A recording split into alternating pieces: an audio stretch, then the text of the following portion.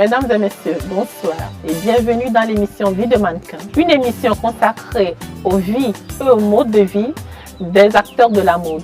Aujourd'hui, nous sommes dans l'atelier Gaëtan Couture, un styliste qui n'est plus à plaisanter, qui a beaucoup fait pour la mode togolaise. Allons alors à la rencontre de ce styliste. Bonjour Gaëtan Couture. Bonjour, merci beaucoup. Ça va. Nous sommes l'équipe Vie de mannequin qui est dans votre atelier pour l'émission dont on fait chaque mois. Voilà. Donc on peut passer à l'atelier. Merci, bienvenue. Merci beaucoup.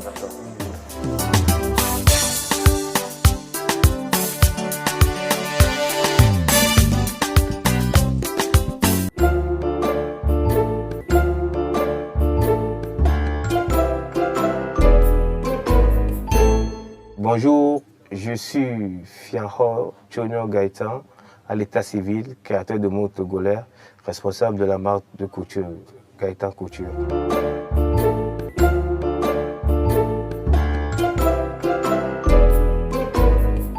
J'avais un ami qui était styliste, il s'appelait Jean-Jean Franquin, celui qui m'a formé.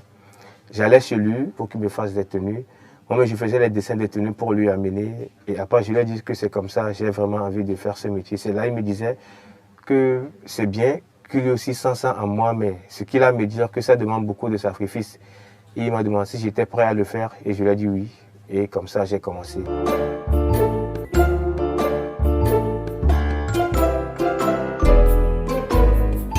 Pour la formation, j'ai commencé en 2008. C'était pas du tout facile.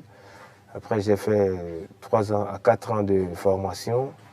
Après, j'ai passé les examens, j'ai passé le CFA. Et après, j'étais parti aussi au Ghana chez Iprash pour faire un stage là-bas. Et j'étais revenu ici au Togo m'installer.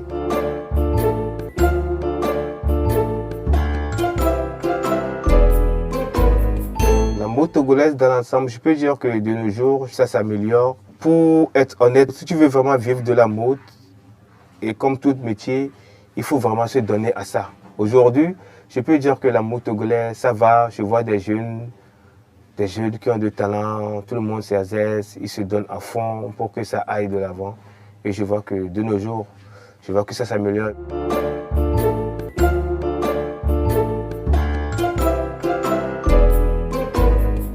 Au Togo, en Afrique, on n'a pas tellement les moyens de faire des grandes écoles de couture, jusqu'à avoir une licence professionnelle en couture ou un BTS en couture, tout ça, on n'a pas tellement ces moyens.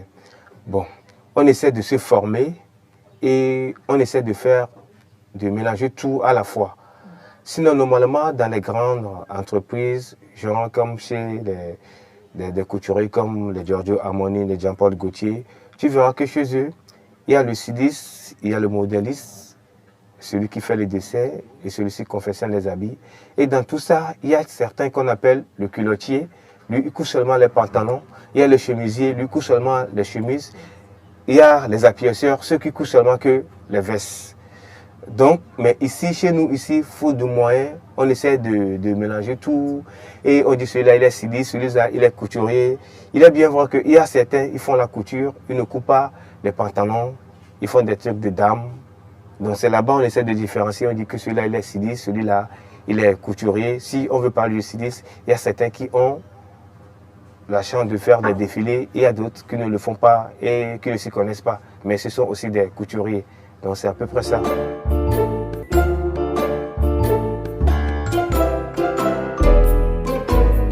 Moi, ma particularité en tant qu'Africain, j'aime beaucoup le pagne. J'aime toujours utiliser beaucoup de pagne et apporter toujours une touche au pagne. Mais j'essaie toujours de voir ce que les Occidentaux font, la manière de créer les habits. Et je me dis aussi, pourquoi ne pas prendre aussi le pagne pour en créer comme ça. J'ai en faire des tenues des fois et passer aussi avec de la sérigraphie dessus, mais que ce soit aussi en pagne, mélangé avec d'autres tissus. Ou ça du t-shirt mélangé avec du pagne.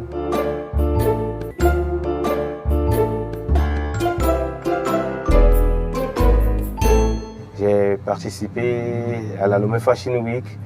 Et le récent, j'ai participé aussi à Elima Fashion Show. Je peux dire que ce sont certains de ces grands événements qui se passent chez nous aussi au Togo. Et au Ghana, j'ai participé à la première édition de la NSA, la Nuit des Stylistes, africains. Et chaque année aussi, je participe à l'événement que les Chinois organisent à Kumasi, au Ghana, et plein d'autres événements aussi dans la sous-région. On sait que vous avez participé aussi à NSA. Oui, si. L'événement, c'est la NSA, la Nuit des Silices africains. Et c'était la première édition. On était allés, on a essayé de donner le meilleur de nous-mêmes là-bas. Et c'est là aussi qu'on a eu le trophée.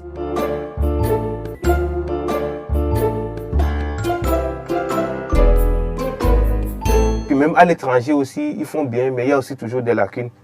Mais je peux te dire aujourd'hui qu'au Togo, les gens travaillent bien, les gens courent bien, mais il nous faut encore plus de formation et de moyens pour pouvoir sortir plus indemne.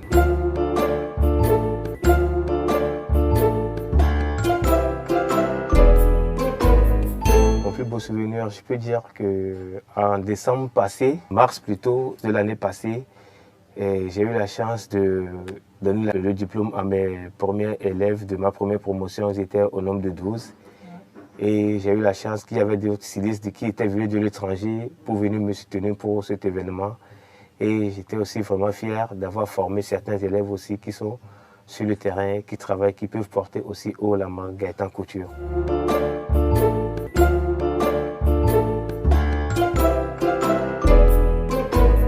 Ce que je regrette un peu dans la mode est que je n'ai pas su vite commencer.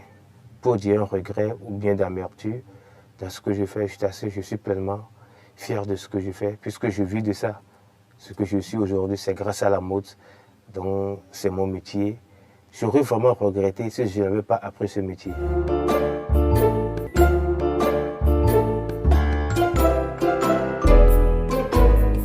Aujourd'hui, si je vois des jeunes qui veulent faire le stylisme, ce que je leur donne toujours comme conseil, je leur dis toujours que c'est un métier qui permet d'être indépendant, de vivre comme tu veux, mais pour pouvoir vraiment vivre de ce métier, il faut beaucoup de sacrifices. Et il faut vraiment se donner à ça. Il faut vraiment se donner à ça. Et ça paie aussi à fond.